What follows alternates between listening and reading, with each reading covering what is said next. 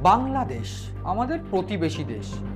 বাংলাদেশ নিয়ে বারবার আমরা এই অনুষ্ঠানে আলোচনা করেছি এবং বোঝানোর চেষ্টা করেছি ঠিক কিভাবে বাংলাদেশ ভারতের সঙ্গে ষড়যন্ত্রে লিপ্ত এবং অন্যান্য যেসব দেশগুলো ভারতের সঙ্গে শত্রুতা পালন করছে তাদের সঙ্গে কিভাবে যোগাযোগ স্থাপন করে ভারতের সঙ্গে শত্রুতা তারা চালিয়ে যাওয়ার চেষ্টা করছে। এবং এই যে শত্রুতা তারা ভারতের সঙ্গে চালানোর চেষ্টা করছে তাতে অন্তত এই মুহূর্তে দুটো সিন্ডিকেট কাজ করছে।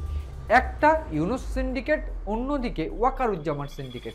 ওয়াকারুজ্জামান সিন্ডিকেট এই মুহূর্তে ডিরেক্ট বা প্রত্যক্ষভাবে ভারতের বিরোধী না হলেও একেবারে গুরুত্বপূর্ণ বিষয় দিক থেকে যদি দেখা যায় তবে দেখা যাবে ইউনুস সিন্ডিকেট কিন্তু ভারতের বিরোধী।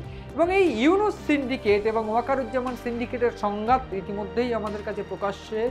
এবং ওয়াকারুজ্জামান কেন ইতিমধ্যেই আমরা দেখেছিলাম চিকেন স্নেকের কাছাকাছি একটা বিমানবন্দরে গিয়েছিলেন, গোপন মিটিং করেছিলেন, কি হয়েছিল সেখানে, কেন বারবার করে ভারতীয় সেনাবাহিনীর ইন্টেলিজেন্স তারা গিয়েছিল ঢাকায়, সেই সমস্ত কিছু কিন্তু আমি বলেছি।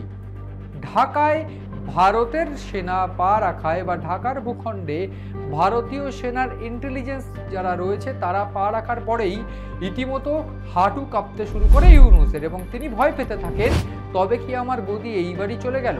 এবং এই গদি বাঁচাতে গিয়ে যেটা করণীয় সেইটা হচ্ছে সাধারণ মানুষকে একটা লেয়ার বা একটা ভুল বোঝানোর একটা লেয়ার তৈরি করে দেওয়া। এই ভুল বোঝানোর লেয়ার তৈরি করে দেওয়ার জন্যই ভারত বিরোধিতা বা ভারতের সঙ্গে ষড়যন্ত্র কিন্তু একান্ত প্রয়োজন। এবং এই ভারতের সঙ্গে ষড়যন্ত্র একান্ত প্রয়োজন বলেই সেক্ষেত্রে এই মুহূর্তে দাঁড়িয়ে যে চিত্রটা সামনে আসছে যে লালমনিরহাট এয়ারবেস ক্যাম্প, যেটা লালমনিরহাট এয়ারপোর্ট ছিল, যেটা 1971 সালের সংঘর্ষ বা সংঘাতের পর তারপর থেকে আর ব্যবহার করা হয়নি।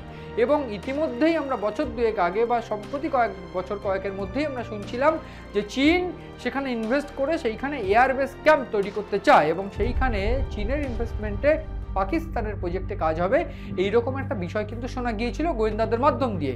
যদিও সেই তথ্য সত্যতা বা মিথ্যে সেটা যাচাই না করলেও যে তথ্য নিয়ে ইতিমধ্যেই কিন্তু আরও একটা গুরুত্বপূর্ণ তথ্য তার মধ্যে থেকে উঠে আসছে এবং সেইটা কিন্তু ইতিমধ্যেই কাজ শুরু হয়েছে বলে উপগ্রহ চিত্রে ধরা পড়ছে। এবং উপগ্রহ চিত্র যেটা সেইটা পরিষ্কার করে দেখা যাচ্ছে বা বলছে বা গোয়েন্দার তরফ থেকে এরকম রিপোর্টও আসছে যে লালমনিরহাট এয়ারবেস ক্যাম্প যেটা চীন তৈরি করতে চাইছিল আদতে ব্যাপারটা সেরকম নয়। এই মুহূর্তে দাঁড়িয়ে বাংলাদেশের বেশ কিছু সেনাকর্তা সেইখানে গিয়েছিল এবং বেসিক্যালি লালমনিরহাট যেটা বিমানবন্দর, যেটা পরিত্যক্ত বিমানবন্দর বাংলাদেশের, সেইখানে কিন্তু বিমান রাখার জন্য বা ফাইটার জেট রাখার জন্য হ্যাঙ্গার তৈরি হচ্ছে এবং সেটা আলটিমেটলি কোথাও গিয়ে এয়ারবেস ক্যাম্প তৈরি হবে কিনা সেই প্রশ্ন যেমন থাকছে, সেটা কার দৌলতে হচ্ছে সেই প্রশ্নও থাকছে। কারণ